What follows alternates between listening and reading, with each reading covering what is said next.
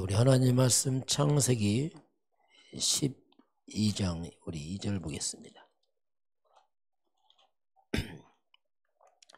같이 보겠습니다.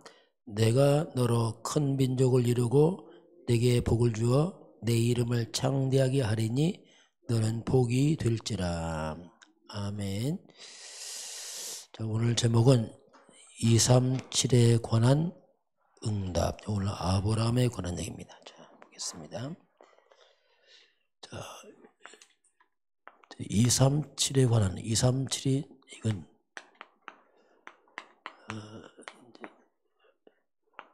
세계화를 말하죠. 전 세계. 그 응답.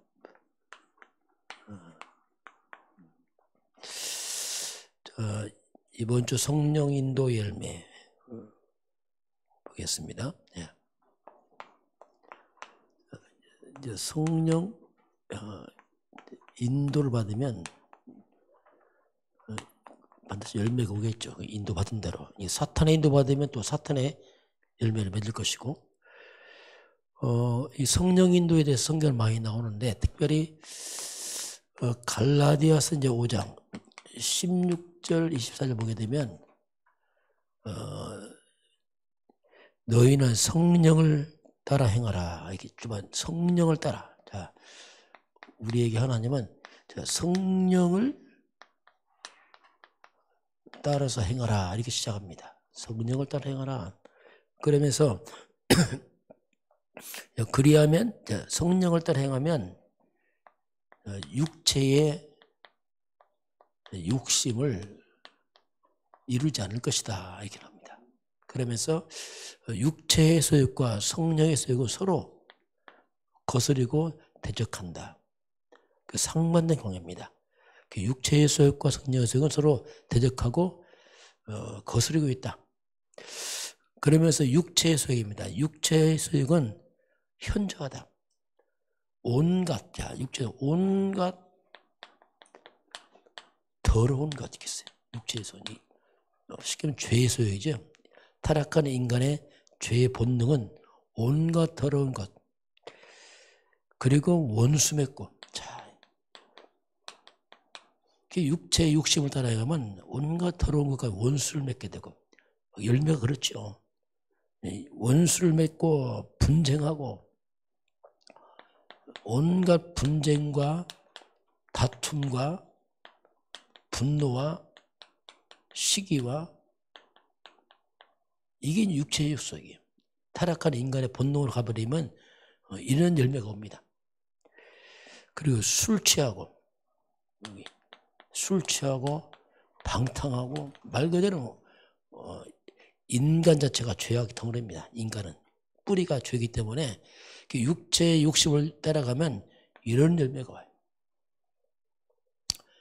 그 성령의 열매는 9가지 아닙니까? 성령의 열매는 사랑과, 반대죠. 이제 사랑과 희락과, 희락이 뭔가 기쁨과, 사랑과 희락과 화평과, 육체와 소욕과 완전 분쟁, 시기, 다툼, 원수 맺음과 완전 반대죠. 사랑과 희락, 화평, 오래 참음, 인내죠. 오래 참음, 자비, 양선, 충성, 온유, 절제. 예. 이런 것들이 이제 성령의 열매다. 이렇게 이제 말씀합니다. 그래서 하나님은 너희는 성령을 따라 행하라. 그래서 우리 육체의 본성은 또 죄악이 있기 때문에 자꾸 이리로 가려고 합니다. 우리가 깨어있지 않고 말씀과 예비치가 있지 않으면 금방 가요. 근데 뿌리가 그래, 뿌리가. 이게 뭐 특별한 게 아니고 그냥 이게 바울도 그랬어요. 내가 오라고 권고한 사람이다. 내 마음은 하나님의 법을 원하지만 내 속은 이 흑암이 날 잡고 있다. 이 바울도 막 탄식을 했어요. 왜냐하면 인간의 본능이 이렇기 때문에. 그런 가운데 오늘 사도 바울입니다. 자, 사도 바울이 이제 성령의 인도를 받아서 갔죠. 아시아 쪽으로 가려고 하는데 성령이 막습니다. 그래서 환사원 중에 마게도냐 첫 성제 빌립보로 오게 됩니다. 바울이 이제 성령 인도받아서 온 지역이 이제 빌립보, 유럽 지역의 첫 성이죠. 빌립보 이제 첫 성으로 이제 와서 바울이 하는 게 뭐냐면 오자마자 바울은 며칠 요하면서 기도처가 있는 거예요. 항상 바울은 기도를 생각합니다. 기도. 왜 자꾸 기도를 하느냐? 자, 왜 가장 먼저 기도를 하냐면 이게 눈에 안 보이는 영적 싸움하고 있는 겁니다. 사탄을 결박시킨 겁니다. 표도 안 나지만 항상 우리가 염두할 게 뭐냐? 흑암을 결박시켜야 돼요. 예수님도 가장 먼저 사탄을 결박시켜라. 마귀를 결박잡고 어떻게 일이 되겠느냐. 그래서 마태복음 12장 29절 먼저 강한 자를 결박잡고 어떻게 일이 되겠느냐. 왜 기도합니까? 그게 성령 인도예요. 하나님의 인도받기 위해서 항상 기도하는 거죠. 우리도 똑같아요. 우리도 어디 가든지 기도합니다. 왜? 거지에 흑암 뽑고 성령 인도 받으려고. 이건 가장 중요한 그렇게 하면서 이제 바울이 만난 게 루디아입니다. 기도처가 있는 가다가 여자들이 앉아있죠. 이때 이제 자주장사 루디아. 루디아를 만나요. 그 중에 한 여자가 있는데 루디아였어요. 근데 하나님이 루디아의 마음을 주께서 마음을 열었다고 말합니다. 이게 뭡니까? 하나님이 준비된 사람이란 말이에요. 똑같은 말씀인데 루디아가 그 말을 딱 듣는 겁니다. 그러니까 바울이 뭘 잘했습니까? 바울은 다 한 가지입니다. 바울은 다 배운 사람이기 때문에 다 한 가지 몰랐어요. 예수입니다. 저 십자가 죽고 부활한 그 예수입니다. 저 나사렛 예수. 어떻게 보면 형편없이 보였던 그 예수. 이 예수가 바로 자기가 기다렸던 그 메시아를 깨달았어요. 너무 충격받은 거예요. 바울은 그리스도를 기다렸습니다. 메시아를. 근데 예수가 아니라고 했는데 보니까 그 예수가 자기 핍박했던 그 예수가 메시아 구원자를 깨닫고 나서 너무 충격받아서 평생 이걸 전합니다. 바울은. 근데 이걸 전하니까 루디아도 하나님 믿는 사람이에요. 바울도 하나님 믿는 사람이었어요. 근데 복음 모르는 거예요. 그 루디아가 바울과 똑같은 충격받습니다. 아, 그렇구나. 그럼 그리스도가 뭡니까? 한마디로 바울 루디아가 길을 찾은 겁니다. 아, 이게 길이구나, 이게 좀. 이 그리스도가 우리 죄를 해결하시는 분 그분 맞구나, 이게죠. 평생 이 죄 문제 고민했잖아요. 바울도. 이 그리스도와 사탄이 왕이구나, 이죠. 영원한 지옥에서 빠져나가는 길이구나. 이걸 바울도 자기의 학벌과 자기의 그 배경으로 이거 해결 못 하잖아요. 절대로. 루디아도 사람의 냅니다. 성공했지만 이거 해결 못 하잖아요. 완전 답을 찾은 거죠. 그래서 이제 루디아가 결론이 내가 이걸 위해 살아야겠다. 결론 낸 거죠. 그래서 바울을 자기 집에 초청합니다. 우리 집에 유해서. 그리고 이제 루디아의 집입니다. 이 집이 나중에 이제 빌립보 지역의 이제 교회로 연결이 됩니다. 이 말이 뭡니까? 루디아 한 사람 속에 모든 게 다 준비되어 있어요. 사람이요. 인생의 답을 찾으면 그걸 살 수밖에 없어요. 모든 걸 쏟아붓습니다. 그렇다. 이걸 바울도 쏟아붓고 루디아 이걸 쏟아붓고 분명한 내 인생의 이유를 찾은 거죠. 루디아의 그 모든 사람의 성공이 전도와 복음으로 쓰임을 받게 됩니다. 이게 이제 바울의 성령인도 받아서 간 열매가 뭐냐? 이렇게 교회에 와서 다 준비된 하나님 것. 성령인도가 뭐냐? 가장 완전한 겁니다. 하나님 인도 받으면 돼요. 성령인도 뭡니까? 그 속에 모든 것을 하나님이 다 준비해 놓습니다. 성령인도 받는 것은 이건 어떻게 말을 못해요. 왜냐하면 영적인 거라. 그러나 인도 받아가면 완벽한 것이 있어요. 이게 성령인도다 이렇게 볼 수 있습니다. 자, 237 응답. 옛날이나 지금은 똑같습니다. 믿는 자나 안 믿는 자나 똑같습니다. 공통점이 있어요. 그게 뭐냐? 세계화입니다. 237 이 말은 세계화. 세계화에 눈을 뜬 사람들이 이제 진짜 큰 응답 받죠. 왜냐하면 하나님은 세계를 향해서 말씀을 하기 때문입니다.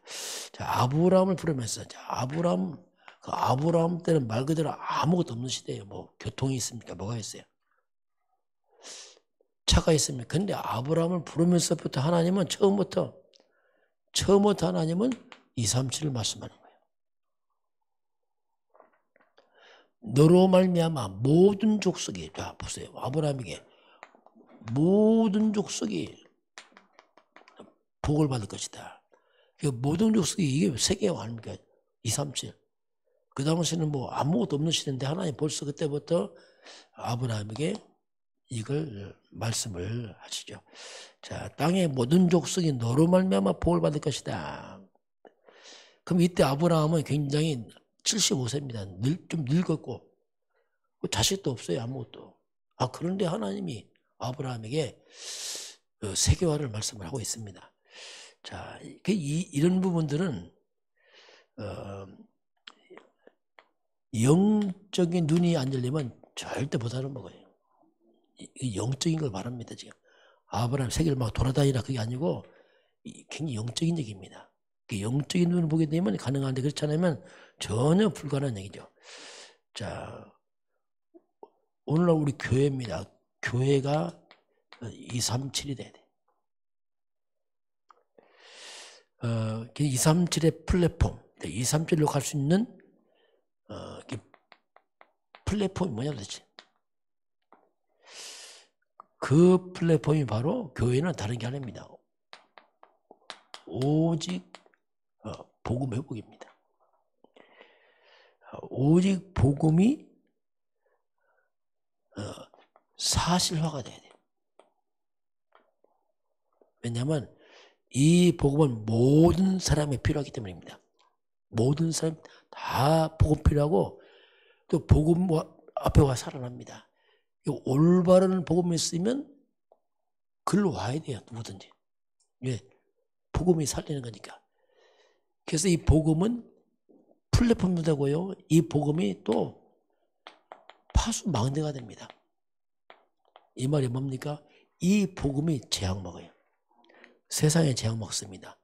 복음은 세상도 살리고 세상 재앙 먹어요. 그 올바른 복음이 이게 안테나가 되는 겁니다. 사방팔방으로 이 복음 확산되게 되어 있어요. 그게 가장 중요한 게 뭐냐면 먼저 교회가 오직 복음이 사실화돼야 돼요. 다른 걸 아무리 구제해도 물론 구제를 해서 전세 구제하는 데서 쓰임받겠지. 그러나 구제는 생명을 살립니다. 선진국 구제 필요 없어요. 그러니까 진짜 모든 사람 237 사람이 필요한 게 뭐냐? 오직 그리스도입니다. 그래서 이게 있으면 그 자체가 플랫폼이고 그게 파수망되고 그 자체가 안테나 되는 겁니다. 복음이 있냐 이거지 가장 중요한 것은. 이걸 이제 우리가 먼저 의식을 해야 됩니다. 자, 그러면 237의 키. 자, 237의 키가 뭐냐 도대체. 237로 가는 키가 뭐냐?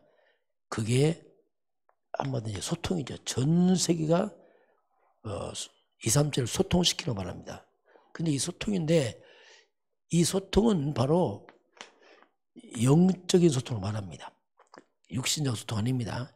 육신적은 불가능해요. 우리 어디 갑니까? 237 어디라고 갈 수 없어요.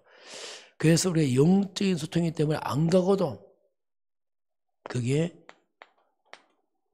보좌의 능력이 하늘 보좌의 능력으로 우리가 237을 바라보는 거죠.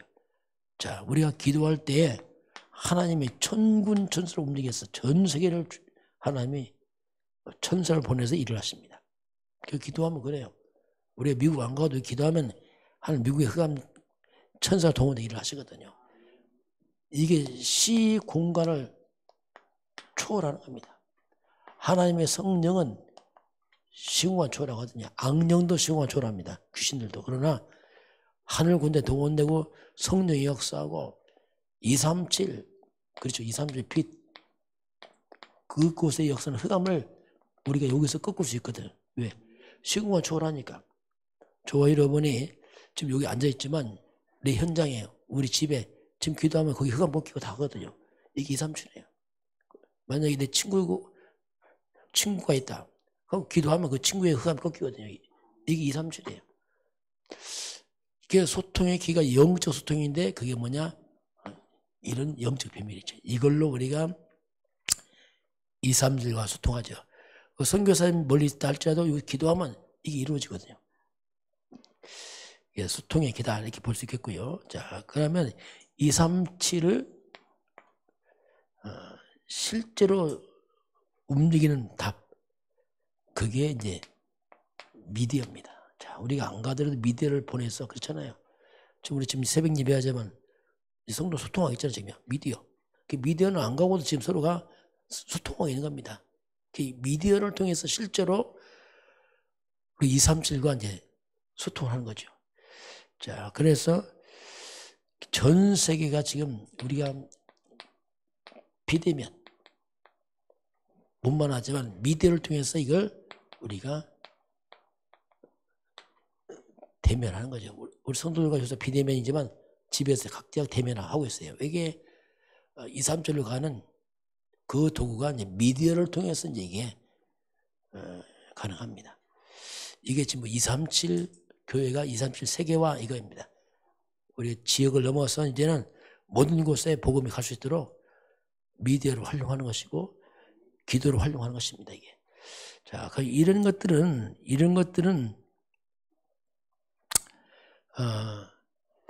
기도입니다. 결국 기도인데요. 이 기도를 모르면 만약에 기도를 모르게 되면 이게 굉장히 막연합니다. 뭐 이거 아브라함 같은 더 하죠. 그 당시에는 미디어 아무도 없습니다. 이제. 기도를 알면 이건 굉장히 사실화가 돼요. 기도 알면 그렇구나 이게. 굳이 안 가도 진짜 기도하면 되는구나. 사실화되고 모르면 막연합니다. 이거 뭐 그만큼 영적이라 그런 관계 있습니다. 그래서 저와 여러분이 이제는 237 캐릭터를 만들어야 돼요. 저게 먼 얘기가 아니고 진짜 지금 우리 이 시대 우리 문제구나 지금. 야, 그렇구나. 237 그릇도 준비하는 겁니다. 그렇구나 이게. 그렇죠? 자,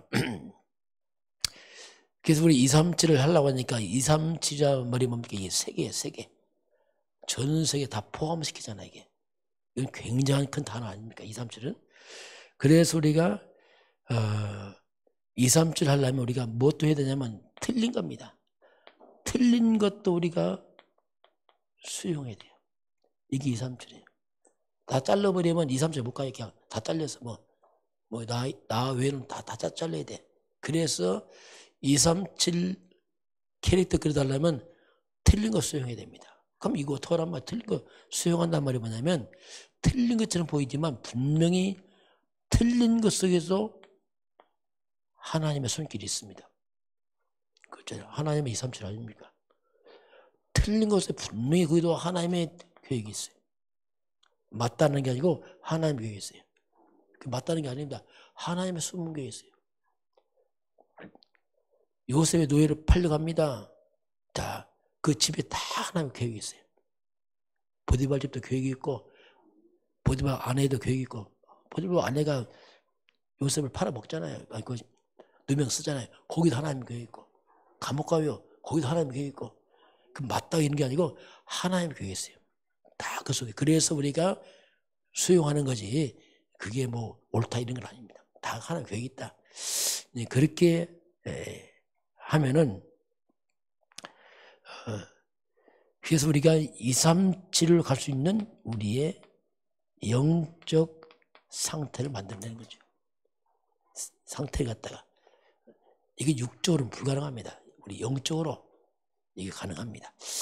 자, 끝까지 기도하겠습니다. 하나님 감사합니다. 우리가 육신을 입었지만 영적 세계에는 237이 가능함을 고백을 드립니다. 온순도 오직 그리스도, 오직 성령 충만, 오직 하나님 나라 기도 속에서 오늘도 세계를 향해 움직이는 힘을 허락하여 주옵소서. 지금은 우리 주 예수 그리스도의 은혜와 하나님 아버지의 그 놀라우신 사랑하심과 성령의 충만한 역사가 오늘 주 앞에 경배하는 모든 백성들 머리머리 위에, 우리 대한민국 땅 위에, 저 북한 땅 위에, 237 나라와 5천 종족 위에 지금부터 영원까지 함께 있을지어다. 아멘.